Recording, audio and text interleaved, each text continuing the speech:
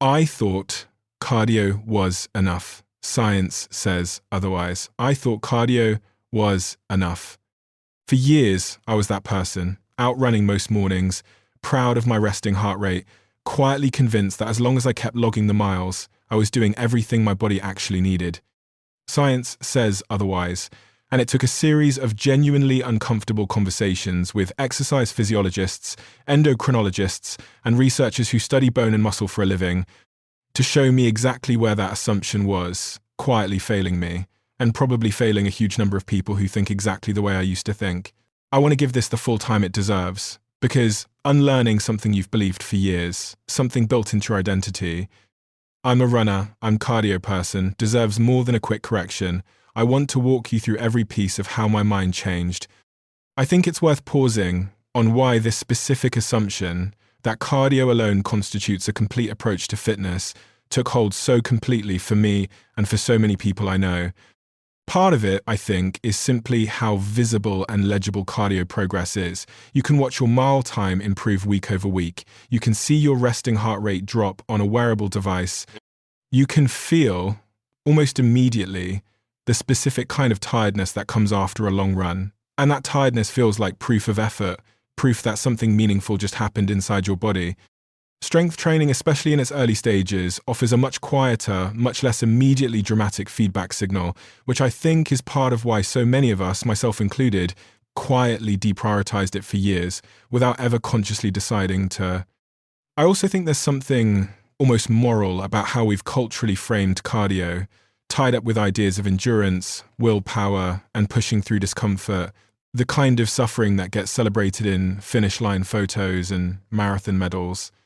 Strength training has never quite occupied the same cultural space, historically associated instead with vanity, with looking a certain way rather than with any deeper virtue, an association that, as I've learnt across these conversations, has almost nothing to do with what the actual physiological evidence suggests about its importance. I think unwinding that cultural framing, as much as absorbing any specific study, was actually the harder part of changing my own mind on this.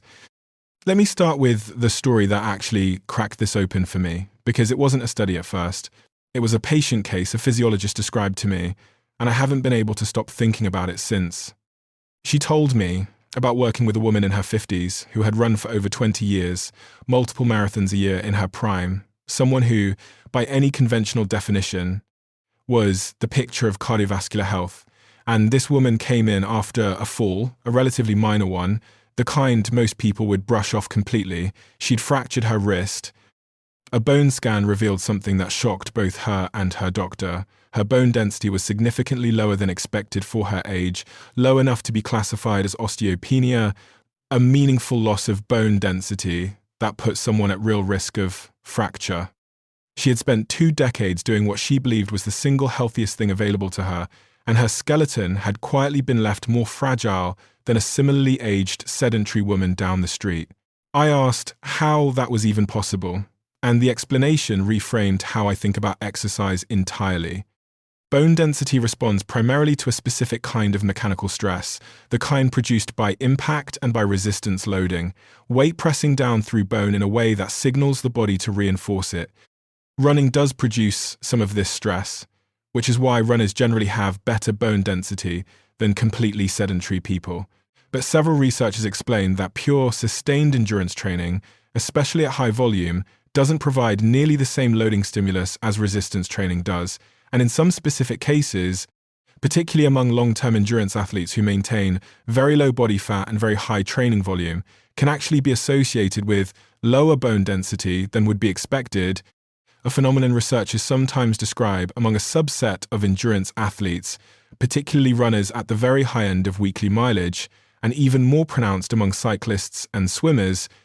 whose sports involve almost no direct impact loading at all despite extraordinary cardiovascular demands. The narrative I'd absorbed my whole life, that endurance athletes represent the gold standard of physical health, turned out to have a genuine blind spot sitting right inside it. One, nobody had ever pointed out to me directly until that conversation. This sent me looking for the broader pattern, and what I found was a consistent theme across dozens of conversations. Cardio protects certain systems remarkably well, and leaves other systems almost entirely unaddressed, in a way that most of us, focused entirely on our heart rate and our mile times, never think to examine. Let's start with what cardio genuinely does extremely well, because I don't want this to sound like an attack on something that has real, well-documented value. Sustained aerobic exercise is one of the most effective tools available for cardiovascular health specifically, strengthening the heart muscle itself, improving the efficiency of oxygen delivery throughout the body, and improving markers directly tied to heart disease risk, still the leading cause of death in many countries. Multiple researchers pointed out that regular aerobic training also meaningfully improves markers like resting blood pressure, healthy cholesterol ratios, and overall cardiovascular resilience under stress, none of which I want to understate. Nobody I spoke with disputed any of that. The issue isn't that cardio is ineffective. The issue is that an entire generation of us, myself included, absorbed the message that cardiovascular health and overall physical health were essentially the same thing, when the actual evidence suggests they're related but genuinely distinct categories, each requiring its own specific kind of training to properly protect. The first gap cardio leaves open is muscle mass, and this is the one that surprised me the most, because I'd always assumed that someone who ran regularly was automatically protecting themselves against the muscle loss associated with aging. What several researchers explained is that endurance training and resistance training send fundamentally different signals to your muscle tissue. Resistance training, particularly training that challenges your muscles against real load, triggers a specific adaptive process called muscle protein synthesis, essentially your body's mechanism for building and repairing muscle tissue in response to mechanical stress. Endurance training, even at a very high volume, doesn't reliably trigger this same process to nearly the same degree,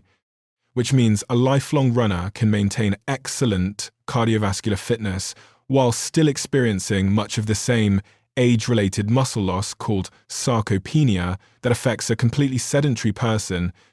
unless resistance training is specifically added into the picture. I remember a researcher describing this in a way that stuck with me. You can be simultaneously cardiovascularly fit and functionally weak, two things that sound like they should be the same but genuinely aren't. And a huge number of dedicated runners and cyclists fall precisely into that specific, invisible gap without ever realizing it. This connects to something several researchers described using a phrase I hadn't heard before this set of conversations, being skinny fat, or, more clinically, having normal weight obesity. This describes someone who looks lean, sometimes very lean, often precisely because of extensive cardio training, but who carries a genuinely low amount of muscle mass relative to their body fat percentage, despite an unremarkable, even low, number on the scale. Several researchers pointed out that this specific body composition, low muscle relative to fat, even in someone who appears thin, is associated with meaningfully worse metabolic health markers than a healthy body composition with more balanced muscle mass, regardless of overall weight. In other words, looking lean because of cardio doesn't automatically mean you're metabolically protected in the way most of us assume it does, and several researchers describe this as one of the most common, least discussed blind spots among people who exercise regularly, but exclusively through endurance training. I found myself thinking about how many people I know who fit this description almost perfectly, people who look, by any casual observation, like the picture of fitness, simply because they run or cycle constantly, without anyone, including them, ever questioning whether that specific look actually reflects the underlying metabolic and muscular health it seems to imply. The second gap is metabolic, and it's connected but distinct from the muscle mass issue. Several researchers explained that resistance training appears to be particularly effective at improving how efficiently your muscles take up glucose from the bloodstream through a mechanism involving specific glucose transporters that become more active and more numerous in muscle tissue that's regularly challenged by resistance exercise. While cardio also improves blood sugar regulation, several researchers described resistance training as offering a specific complementary benefit here that cardio alone doesn't fully replicate, particularly relevant given how common insulin resistance and blood sugar issues have become across almost every developed country. A runner with excellent cardiovascular numbers can still be building toward exactly the kind of metabolic dysfunction that's usually associated in the public imagination with a completely sedentary lifestyle, simply because the specific tissue most responsible for blood sugar regulation, skeletal muscle, isn't being adequately challenged by endurance work alone. One endocrinologist described seeing exactly this pattern in patients who were shocked to receive concerning blood sugar readings, despite considering themselves highly active, precisely because their activity, while genuinely significant, had been almost entirely aerobic in nature. The third gap, and this one genuinely alarmed me because it touches something I experienced myself without understanding it at the time, involves the hormonal cost of doing large amounts of cardio without adequate recovery or complementary strength work. Several researchers described a pattern they see among dedicated endurance athletes, particularly those training at high volume for long periods without much variation, involving chronically elevated cortisol, a stress hormone that, in excess and over a sustained period, can work against the very fitness goals someone is training for, contributing to poor sleep, mood disturbances, and in some cases contributing directly to the loss of the same muscle mass I described earlier, since cortisol, at chronically elevated levels, promotes the breakdown of muscle tissue for energy. This isn't an argument against cardio itself. Several researchers were clear that this pattern shows up specifically in cases of high-volume endurance training done without adequate rest, variation, or complementary strength work, rather than being an inevitable outcome of any amount of aerobic exercise. But it was a genuine surprise to learn that pushing harder and further on the cardio side, the instinct I always had whenever I felt like my fitness had plateaued, could, in some circumstances, be working against my own long-term health rather than simply reinforcing it. I remember feeling genuinely unsettled hearing this, because I recognized the exact pattern in my own training history, periods where I felt persistently run down, slept poorly, and simply assumed the answer was to push harder, rather than to question whether the volume itself, unaccompanied by any strength work or adequate recovery, was quietly working against me. I want to bring in a fourth gap here, one I hadn't expected at all, involving something several researchers described as an underappreciated difference in how cardio and strength training affect what's sometimes called functional reserve, the body's capacity to handle sudden,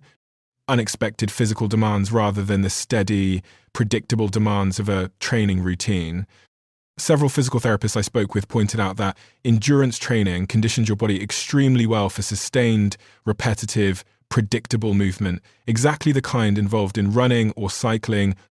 but does comparatively little to prepare your body for the sudden, unpredictable demands of daily life, catching yourself when you trip, absorbing an unexpected impact, quickly stabilizing your body when you lose your footing on uneven ground. Several therapists describe resistance training, particularly training that includes some variety in movement patterns and loading, as being considerably more effective at building exactly this kind of reactive, protective strength, precisely the kind that prevents a stumble from becoming a serious fall or a fall from becoming a serious fracture, connecting directly back to the story I opened with. I want to bring in one more thread, because it reframed how I think about an entire category of people I'd always considered the gold standard of fitness: dedicated, lifelong endurance athletes.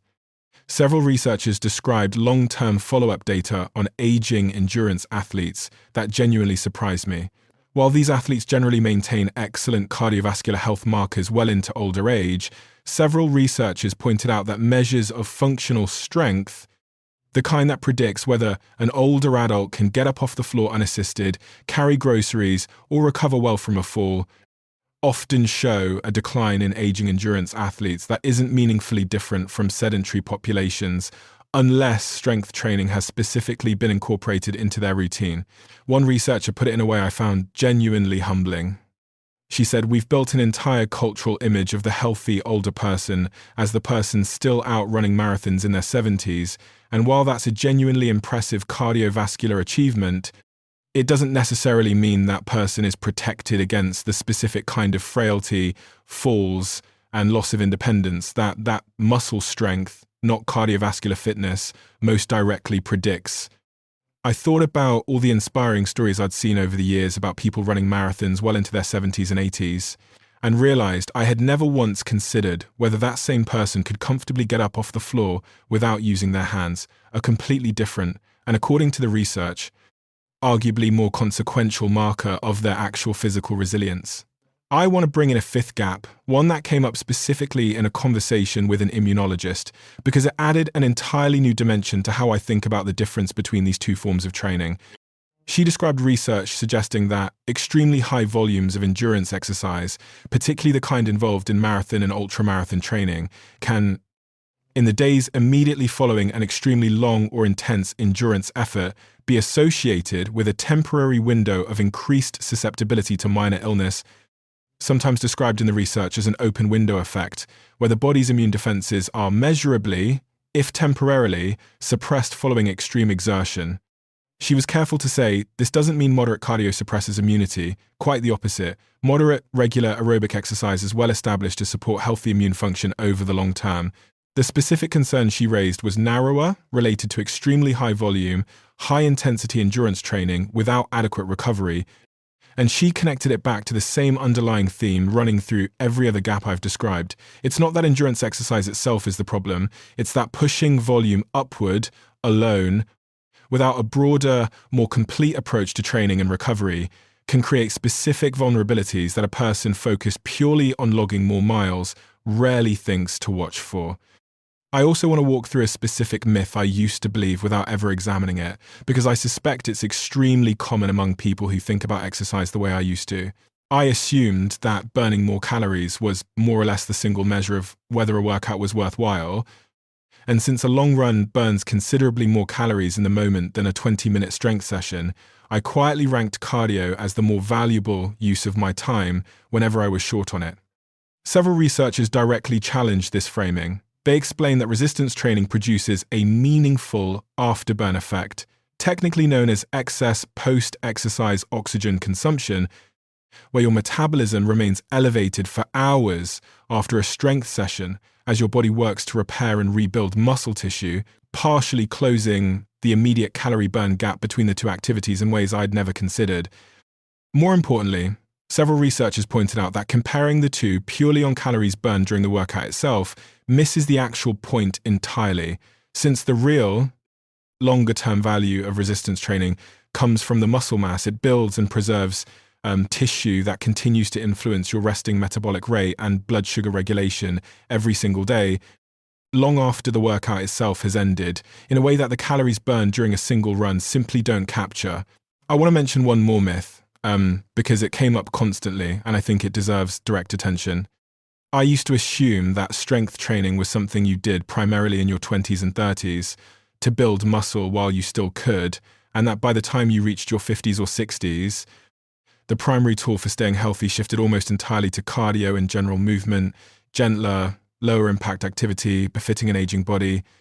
Multiple geriatricians directly contradicted this assumption, and quite firmly. They explain that the relative importance of resistance training, if anything, increases with age, precisely because age-related muscle loss accelerates during exactly the decades I'd assumed strength training became less relevant, and because the specific protective effects on bone density, balance, and fall prevention become more, not less, urgent the older someone gets. Far from something to phase out, several geriatricians described resistance training as arguably the single most important form of exercise to introduce or maintain specifically in someone's 60s, 70s, and beyond, precisely opposite to the quiet assumption I'd carried around for years without ever really questioning where it had come from. I want to be fair to the other side of this conversation too, because I don't want to leave you with the impression that cardio is somehow secretly harmful or that dedicated runners are making some kind of terrible mistake. Every single researcher I spoke with was emphatic that cardiovascular exercise remains an essential, extremely valuable part of a complete approach to health, and that the goal isn't to abandon it or replace it, but to recognize what it isn't doing, and to fill that specific gap deliberately, rather than assuming cardio alone is covering every base. Several researchers described the ideal approach not as choosing between cardio and strength training, but as recognizing that they protect against genuinely different things in the same way that a healthy diet requires more than one single nutrient, no matter how important that one nutrient is. One physiologist offered an analogy I found genuinely useful. She said thinking cardio alone covers your physical health is a bit like thinking a single vitamin, taken in generous amounts, covers your entire nutritional needs. It's not that the vitamin is bad or ineffective at what it does. It's that your body needs several different things simultaneously, and excelling at providing just one of them, however well, doesn't substitute for the others. I remember asking one physiologist directly what she thought was actually driving this widespread cultural overestimation of cardio's coverage, this assumption, which I clearly held myself for years, that cardiovascular exercise alone was sufficient for overall health. Her answer was refreshingly direct. She said cardio has a much longer, much more established history in public health messaging tied directly to heart disease, which remains the leading cause of death in most developed countries, giving it enormous cultural momentum and a huge head start over strength training and shaping how ordinary people think about what exercise is even for. She said the research connecting muscle mass, bone density, and metabolic health specifically to resistance training, independent of cardiovascular exercise, is comparatively newer, and public health messaging simply hasn't caught up to reflect it properly, leaving people like me, and probably a lot of you watching this, with an outdated, incomplete mental model of what a genuinely complete approach to exercise actually requires.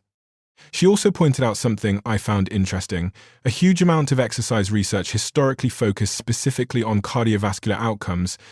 partly because those outcomes are relatively easy and inexpensive to measure at scale across large populations, while measuring things like functional strength, bone density, and detailed muscle composition requires more specialized, more expensive testing, meaning the research itself has historically been somewhat lopsided in exactly the direction that public messaging then inherited and amplified further. I want to bring in one more angle here, because it came up in a conversation with a researcher who specifically studies how exercise science has historically treated women differently from men, often without anyone involved noticing the gap at the time. She pointed out that for decades, a huge amount of foundational exercise research was conducted almost exclusively on male subjects, with findings simply assumed to apply equally to women, an assumption that's increasingly being revisited as more women-specific research emerges. What's particularly relevant to this conversation, she explained, is that women appear to experience an even sharper decline in bone density around menopause than men experience at any equivalent life stage, driven by the accompanying drop in estrogen, a hormone that plays a significant protective role in bone maintenance. This means the gap I've spent this entire conversation describing, cardio's limited protection for bone density, matters even more urgently for women specifically at a very particular identifiable stage of life. And yet she pointed out that mainstream fitness messaging aimed at women in this age group still overwhelmingly emphasizes cardio and general movement, walking groups, gentle aerobics classes, rather than the resistance training that the research increasingly suggests is most protective at exactly this life stage. I found this genuinely striking because it meant an entire demographic, women moving through menopause, was being systematically underserved by mainstream fitness advice at precisely the moment resistance training would matter most for them. I also want to mention something a sports medicine physician raised about tendons and connective tissue specifically, because it's a piece of this puzzle I hadn't considered at all before these conversations. She explained that tendons and ligaments, the connective tissue that attaches muscle to bone and stabilizes your joints, adapt more slowly than muscle tissue itself and respond to a somewhat different training stimulus than either pure cardio or even casual resistance training necessarily provides. Progressive, deliberate strength training, particularly training that gradually increases the load placed on a joint over time, appears to be one of the more effective ways to build the kind of robust, resilient connective tissue that protects against the overuse injuries so common among dedicated endurance athletes, the chronic knee pain, the recurring Achilles issues, the nagging hip problems that so many long-term runners eventually develop and often assume are simply an unavoidable cost of the sport. She described working with runners who had struggled with recurring injuries for years, only to find that a structured strength program, targeting the specific muscles and joints most implicated in their particular injury pattern, resolved issues that years of rest, physical therapy focused narrowly on the injury site, and simply reducing mileage had never fully addressed. This reframed something for me too. I'd always thought of running injuries as something you managed around through rest and moderation, rather than something you could actually build genuine resilience against through a completely different kind of training. Most runners never think to add. I want to walk through what a more complete picture actually looks like in practice, because I think the Specific adjustments involved are much less dramatic than people often assume once you actually understand what's missing. The first adjustment is simply adding resistance training alongside your existing cardio routine rather than replacing any of it. Several researchers were consistent that even 2 sessions a week focused on the major muscle groups using body weight, resistance bands, or moderate weights is enough to begin meaningfully addressing the muscle mass, bone density, and metabolic gaps that pure cardio leaves open without requiring you to abandon the cardiovascular training you already value and benefit from. Several physiologists suggested this doesn't even need to be complicated or gym-dependent, pointing out that simple, well-chosen bodyweight movements done consistently produce meaningful adaptation, particularly for someone starting from a baseline of doing no resistance work at all. The second adjustment is paying attention to impact and loading specifically. If bone density is a genuine concern for you, particularly relevant for women approaching or past menopause, when bone density loss can accelerate. Several researchers pointed out that activities involving genuine mechanical loading, resistance training, and higher impact movement patterns provide a stimulus for bone maintenance that low-impact cardio, like swimming or cycling specifically, doesn't provide nearly as effectively, meaning someone relying entirely on those lower-impact cardio activities may want to be particularly deliberate about adding resistance training into their routine. Several researchers specifically flagged cyclists and swimmers as groups worth paying extra attention to on this front, given how little direct skeletal loading either sport involves, despite the genuinely impressive cardiovascular demands of both. The third adjustment involves rethinking recovery, particularly if you're someone who trains at high volume. Several researchers suggested paying attention to signs of the hormonal strain I described earlier: persistent poor sleep, unusual irritability, a sense of being chronically run down despite adequate rest, as potential signals that your training volume and recovery balance may need adjusting, rather than assuming more volume is always better, an assumption I certainly carried for years without ever questioning it. Several researchers suggested that deliberately building in variation, alternating harder and easier training days, and treating rest as an active, planned part of a training program rather than something squeezed in only when forced by exhaustion or injury meaningfully reduces the risk of this specific hormonal pattern developing in the first place. The fourth adjustment is about how you measure your own progress and health more broadly. Several researchers suggested paying attention to functional strength markers alongside your cardiovascular numbers, whether you can comfortably carry groceries, get up from the floor without using your hands,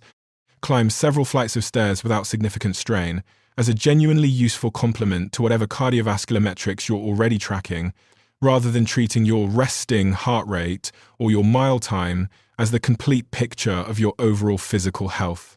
One researcher suggested a simple, practical test worth trying yourself: sitting down on the floor and standing back up again without using your hands or knees for support, a movement that requires a genuine combination of strength, balance, and mobility,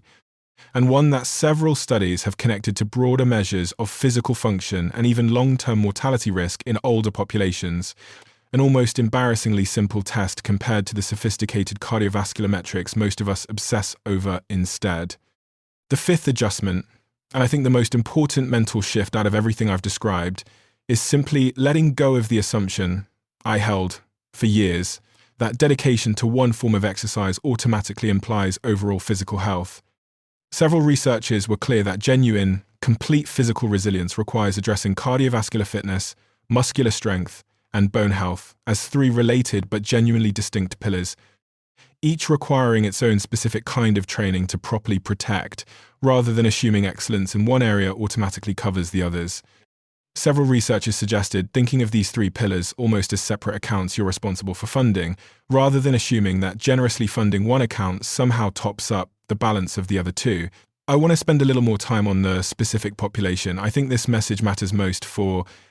because I suspect a significant share of the people watching this identify strongly as cardio people, the way I always did, and I want to be genuinely useful rather than simply theoretical.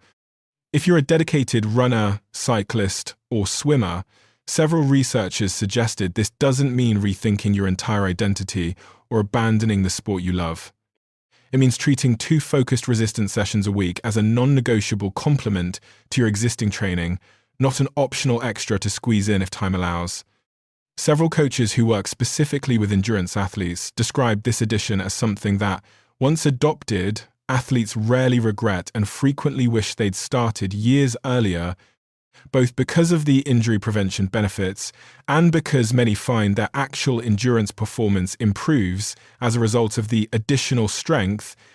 rather than being compromised by the time it takes away from pure cardio training, a common fear that several coaches described as largely unfounded in practice. I also want to address a specific worry I had myself when I first heard all of this, which is whether adding resistance training would somehow interfere with cardiovascular gains I'd worked hard to build. Several exercise physiologists were reassuring on this point, explaining that moderate resistance training, done alongside continued cardio work, doesn't meaningfully compromise cardiovascular fitness, and in some cases can improve overall performance by improving strength and efficiency in the specific muscles used during endurance activity. The old fear, common among endurance athletes for decades, that lifting weights would make you too bulky or too heavy to run efficiently, was described by several researchers as largely outdated, based on an exaggerated picture of how much muscle ordinary, moderate resistance training actually adds, which is considerably less than most people assume, particularly for anyone not deliberately pursuing significant muscle growth as a specific training goal. I want to talk for a moment about how to actually fit this into a life that's already busy, because I think that practical question is where a lot of good intentions quietly die. Several coaches suggested thinking in terms of a weekly template rather than trying to add an entirely separate workout on top of an already full schedule. For someone running 3 or 4 times a week, 2 of those cardio sessions could be immediately preceded or followed by a short 15 to 20-minute resistance block targeting a few major movement patterns rather than requiring an entirely separate trip to a gym on a different day. Several physiologists were clear that consistency matters far more than any specific program design, and that a modest, sustainable routine maintained for years produces dramatically more benefit than an ambitious, complicated program abandoned after a few weeks because it simply didn't fit into an already full life. I also want to mention something several trainers brought up about mindset, because I think it's just as important as any physiological detail I've described. Many of the endurance athletes they work with initially resist adding strength training because it doesn't produce the same immediate, measurable feedback that cardio does. No new personal best mile time, no satisfying finisher's medal, nothing that fits neatly into the tracking apps most runners and cyclists already use to monitor progress. Several coaches suggested deliberately tracking a small number of simple strength benchmarks. How many bodyweight squats you can do with good form, how long you can hold a basic plank, whether you can comfortably do a single unsupported sit to stand from the floor, specifically to give this new pillar of training the same sense of visible, trackable progress that cardio training already provides. Since that feedback loop, several coaches suggested, is a big part of what keeps any habit sustainable over the long run. I want to bring in a final piece of this puzzle, because it ties everything together in a way that I think matters practically, not just theoretically. Several researchers pointed out that the actual dose of resistance training required to capture most of the benefit I've described is smaller than almost anyone assumes when they first hear about it. This isn't a call to spend hours in a gym, to follow a bodybuilder's split routine, or to dramatically restructure your entire relationship with exercise. The research several physiologists described suggests that 2 focused sessions a week, each lasting somewhere between 20 and 40 minutes, targeting the major muscle groups with a handful of well-chosen exercises, is enough to produce meaningful improvement in strength, bone density, stimulus, and metabolic markers over a period of several months. That's a genuinely modest ask, smaller in total weekly time than many people already spend on a single long run, and yet, according to the research, it appears to close a meaningful share of the specific gaps I've spent this entire conversation walking through. Before I bring this all together, I want to address a few specific objections that came up constantly when I first started sharing pieces of this with friends who consider themselves dedicated cardio people, because I suspect you might be having some of the same reactions right now. The first objection is usually some version of, I do high-intensity interval training, doesn't that already cover strength too? Several physiologists addressed this directly, and their answer was more nuanced than a simple yes or no. High-intensity interval training, done with bodyweight movements or light resistance, does provide some of the muscular stimulus that steady-state cardio lacks, and several researchers agreed it's a meaningful step up from pure endurance work in terms of covering some of the gaps I've described. But they were also clear that the loading involved in most interval training protocols is still considerably lighter than dedicated resistance training, with progressively increasing weight, and doesn't provide nearly the same stimulus for building genuine bone density or for the specific, sustained muscle protein synthesis response that heavier resistance training triggers. Their advice was that interval training is a genuinely valuable complement and better than pure steady-state cardio alone, but still isn't a full substitute for dedicated strength work, particularly for the bone density benefits I described earlier. The second objection is, I actually hate lifting weights. Is there any alternative? Several trainers were refreshingly flexible on this point, explaining that the specific method of resistance training matters far less than the underlying principle of progressively challenging your muscles against increasing resistance over time. This can come from traditional weights, but it can just as easily come from resistance bands. Bodyweight training with progressively harder variations of a movement, or even certain styles of yoga and Pilates that incorporate genuine resistance and loading, provided the intensity is sufficient to actually challenge the muscle rather than remaining comfortably easy indefinitely. Several trainers suggested that finding a form of resistance training you don't dread is far more important for long-term consistency than finding the theoretically optimal method, since a modest program followed consistently for years beats a perfect program abandoned after a few frustrated weeks. The third objection, one I actually had myself, is I'm worried adding another type of workout will just lead to burnout. I can barely keep up with my current routine. Several coaches were sympathetic to this concern and suggested a specific reframe. Rather than thinking of resistance training as one more thing to add on top of an already full plate, consider whether one existing cardio session a week could be partially replaced rather than purely added to, at least while building the new habit. Several coaches suggested that most people, once they experience the specific benefits, reduced injury frequency, improved running economy, better sleep, better mood, tend to find room for both without the sense of overwhelming addition they initially feared, precisely because the benefits reinforce the habit rather than simply competing with it for scarce time and energy. The fourth objection, which came up specifically from older listeners in these conversations, was some version of, isn't it risky to start lifting at my age? Every single geriatrician and physiologist I asked about this was unambiguous. Properly supervised, appropriately scaled resistance training has an excellent safety record, even in very elderly populations, including people in their 80s and 90s, and the far greater risk, according to every person I asked, comes from continuing to avoid resistance training altogether, allowing the muscle loss and bone density decline I've described throughout this conversation to continue unaddressed. Several suggested working initially with a qualified trainer or physical therapist familiar with older adults, specifically to learn proper form and an appropriate starting point, but were clear that age itself is rarely a legitimate reason to avoid starting. I want to bring together the two threads I've spent this entire conversation walking through separately: cardiovascular fitness and muscular strength, because I think understanding how they actually complement each other rather than compete with each other is the single most useful takeaway from everything I've learned.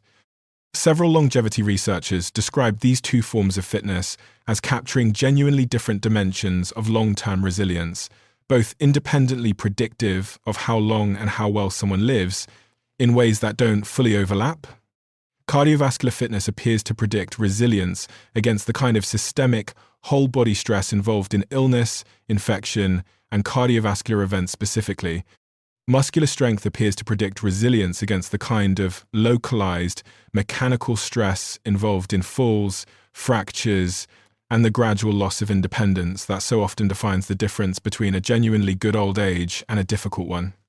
Several researchers were emphatic that neither one substitutes for the other, and that the strongest, most consistent predictor of long-term health and longevity in the research isn't cardio alone or strength alone, but the combination of both, addressed deliberately together, rather than one being pursued at the expense of the other. I remember asking one longevity researcher to describe, concretely, what an ideal weekly routine might look like for someone who wanted to genuinely cover both of these bases without turning exercise into an overwhelming, unsustainable second job. Her answer was refreshingly modest. She described something like 3 to 4 sessions of moderate aerobic activity a week, mixing steady, comfortable pace sessions with occasional, shorter bursts of higher intensity effort, alongside 2 sessions of resistance training targeting the major muscle groups, upper body, lower body, and core, with attention paid to progressively increasing the challenge over time as strength improves. She was clear that this doesn't need to consume enormous amounts of time, and that the actual weekly commitment involved, spread across the week, is realistically achievable for most people with a genuinely busy life, provided it's treated as a consistent, ongoing habit rather than an occasional, sporadic effort squeezed in only when time allows. I also want to address something that came up when I asked several researchers what they'd say to someone who felt discouraged hearing all of this, someone who has spent years, maybe decades, doing cardio exclusively and is now wondering whether that time was somehow wasted. Every single person I asked was emphatic on this point. None of that time was wasted. The cardiovascular fitness built through years of dedicated aerobic training represents a genuine, valuable, hard-won foundation, protecting against real, serious risks that remain some of the leading causes of death and disability worldwide. Adding resistance training now doesn't erase or waste any of that. It simply completes a picture that was always going to need both pieces. And the good news, several researchers were eager to emphasize, is that muscle and bone remain remarkably responsive to training at essentially any age,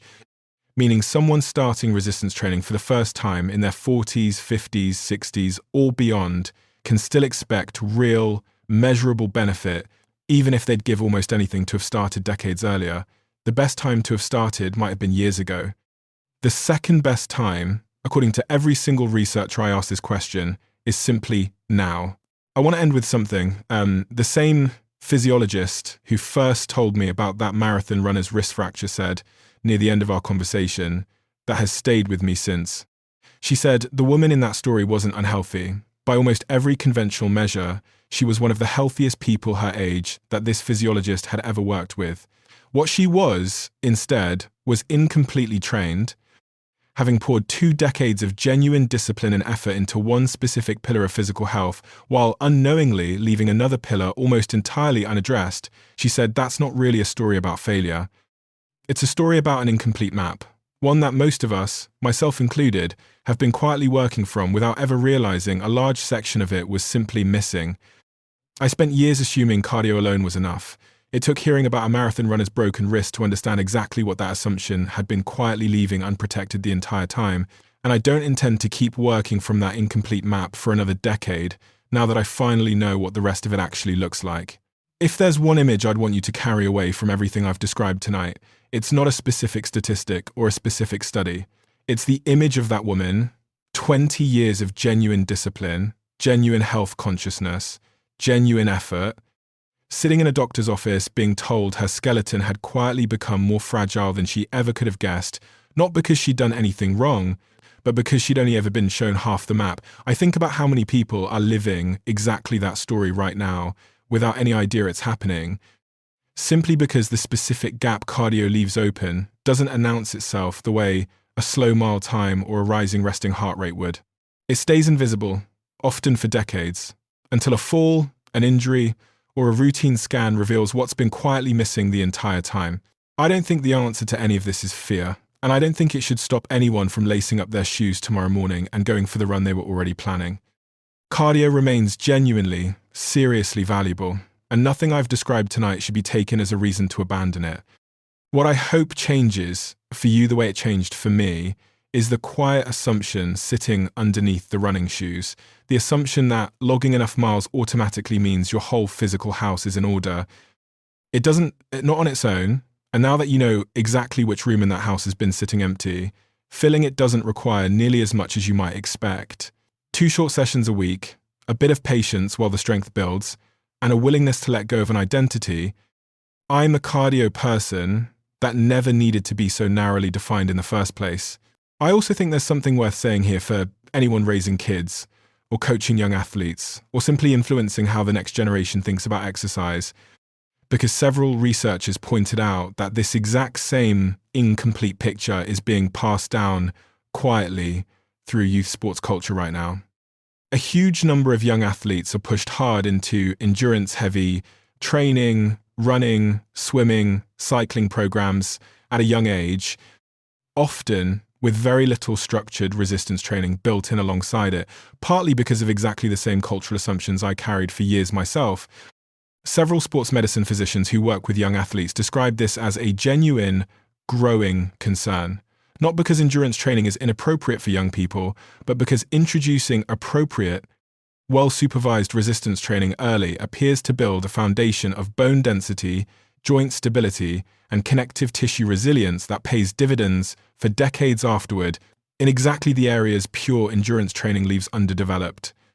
If you're in a position to influence how a young person thinks about exercise, several researchers suggested that instilling the idea that strength and cardio are equally important companions right from the beginning,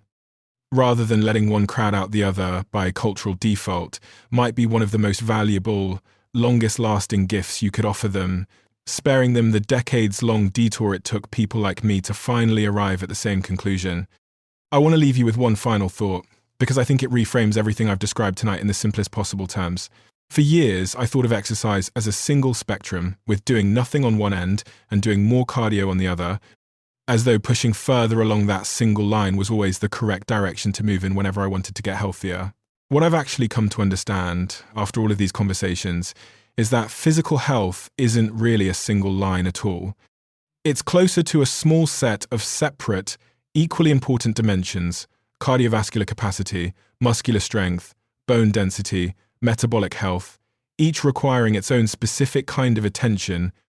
each capable of being neglected, even while another dimension is being trained to an impressive, admirable degree. I thought cardio was enough. I'm genuinely glad science, and a stranger's broken wrist, showed me I was wrong.